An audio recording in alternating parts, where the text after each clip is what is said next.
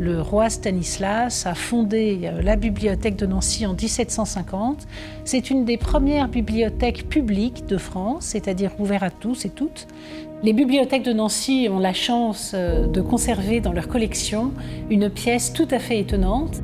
C'est un camée romain qui date de l'époque romaine, de l'époque des empereurs, probablement de Néron, et qui d'ailleurs probablement représente Néron lui-même, et qui est entré dans nos collections au moment de la Révolution.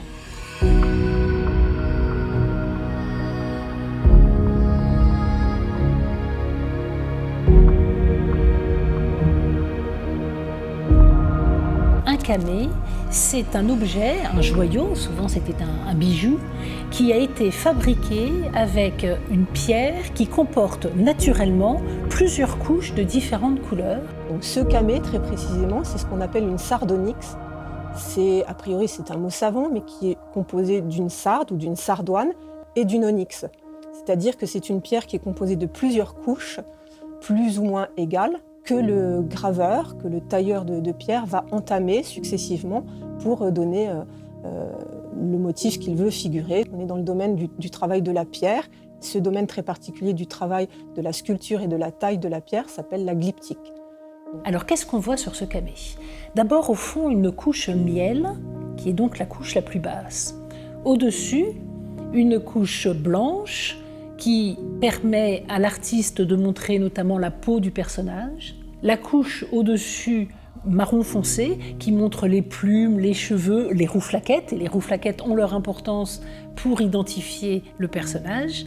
Le camée de Nancy est une œuvre d'art de l'époque romaine, du début de l'époque impériale, probablement du milieu du 1er siècle de notre ère, peut-être même des années 68-69, peu après la mort de l'empereur Néron, fabriqué très vraisemblablement à Rome même, dans les cercles du pouvoir impérial. Ce camée représente l'apothéose d'un empereur romain après sa mort. Et le passage, si vous voulez, entre l'état terrestre et l'état céleste de l'empereur, c'est l'apothéose. Que voit-on donc sur le camée? Eh bien, l'empereur assis sur l'aigle de Jupiter. L'empereur est représenté portant une corne d'abondance qui symbolise la félicité qu'a connue l'Empire pendant son règne. Et puis, il tient dans la main une personnification de la déesse de la victoire qui lui tend une autre couronne, celle qui le caractérise comme un général victorieux. Cet objet est effectivement exceptionnel, donc avec très peu de points de comparaison, et il est difficile, sur un objet aussi petit, de reconnaître de façon certaine les caractéristiques qui permettent à coup sûr d'identifier l'empereur qui est représenté sur le camée.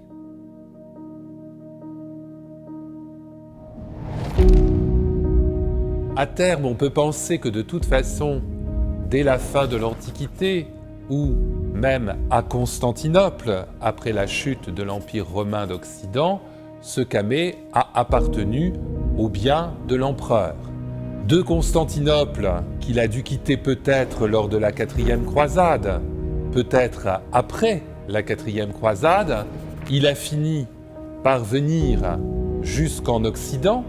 On ne peut pas savoir comment le roi René d'Anjou s'est trouvé propriétaire de cet objet exceptionnel et a jugé opportun de l'offrir pour enrichir le reliquaire du bras de Saint-Nicolas qu'il a offert à Saint-Nicolas de Port dans les années 1470.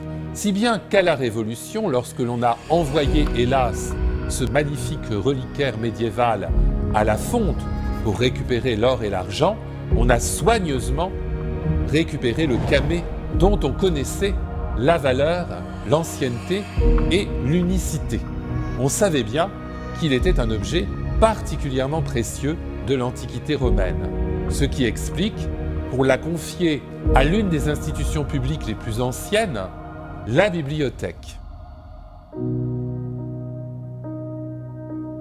Alors ce camée est un trésor important pour Nancy et nous le montrons le plus souvent possible. Nous le prêtons pour des expositions. Il a fait l'objet d'un livre. Et l'importance de ce camée, qui tient à la fois à sa rareté, à son ancienneté, à sa taille, explique qu'on ait voulu l'exposer en permanence pour que les visiteurs et les Nancéens puissent en profiter. Alors nous avons pris un parti qui est de faire réaliser par la restauratrice Florence Godineau un facsimilé de ce camée pour que les Nancéens et les visiteurs de passage puissent voir ce camée et comprendre son motif qui mérite d'être regardé de près. Je viens de récupérer le moulage ancien qui existe et que je vais moi-même surmouler avant d'effectuer le surmoulage. Je vais boucher quelques petites imperfections qui se trouvent sur ce tirage ancien en plâtre. Par la suite, je vais appliquer un silicone qui va me permettre de faire un moulage très précis de ce tout petit élément qui va me permettre d'obtenir un résultat très intéressant et qui comportera tous les détails nécessaires pour pouvoir en effectuer des tirages. Une fois le moulage effectué, plusieurs tests sont nécessaires pour voir quel protocole je vais utiliser afin de pouvoir réaliser le camée. Alors, les tests que j'ai effectués ont montré en fait que la technique la plus intéressante était de peindre directement avec une résine chargée à l'intérieur du moule et en plusieurs couches. Donc de la même manière, je vais réaliser un tirage en superposant plusieurs couches et en essayant de donner à chacune d'elles la transparence, la couleur, l'opacité qui permettra de se rapprocher du camée d'origine. Donc une des difficultés, ça a été de faire un surmoulage sans altérer le moule qui a une centaine d'années, tout en obtenant des détails les plus fiables et les plus précis possibles. Et là, sur un objet de toute petite taille, et d'autant plus qu'il est assez précieux puisqu'il a 2000 ans, c'est quelque chose qui m'a beaucoup intéressée. C'est une variété d'interventions dans mon métier qui est vraiment passionnante. On voit ici le résultat de la reproduction faite par Florence Godineau dans son atelier. Et puis le fait de pouvoir faire des objets aussi en facsimilé et en relief nous permettra aussi de montrer des objets qu'on pourra toucher, chose qu'on ne peut évidemment jamais faire avec les objets originaux. Et on l'a déjà fait cette année avec l'équipe Patrimoine qui a présenté l'objet à des publics malvoyants, qui a pu toucher et essayer de saisir, de se rendre compte de façon tactile de ce que c'est cet objet. Je crois que ce camée est important pour Nancy et qu'il est spectaculaire et qu'il faut le faire connaître du monde entier. Il est important par son histoire, par sa fabrication, par les péripéties qui l'ont conduit jusqu'à la bibliothèque de Nancy. Et nous voulons l'exposer pour que tout le monde puisse en profiter et puisse découvrir cette histoire étonnante.